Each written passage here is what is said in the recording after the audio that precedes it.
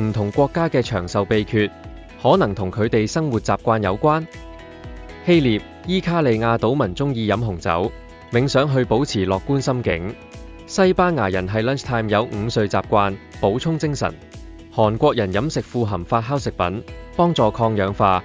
日本人嘅傳統飲食文化習慣以白肉為主，較少選擇紅肉。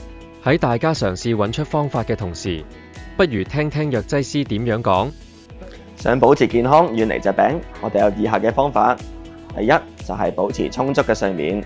有研究發現，睡眠時間同死亡風險有關。有品質良好同埋充足嘅睡眠時間係維持健康嘅關鍵之一。第二，多運動，提升身體機能。適量嘅運動有助於改善心肺功能、放鬆心情，亦都可以減低多種慢性病嘅風險。第三就係提升體內嘅 NAD+ 水平。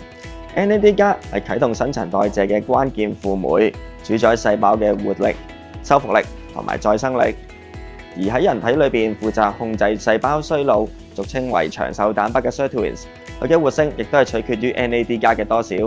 我哋亦都可以透過服用 NR 嚟到去補充 NAD+，改善睡眠嘅同時，亦都可以提升到長壽蛋白 sirtuins 嘅活性。另外，亦都有助修復細胞，從而令到身體機能提升。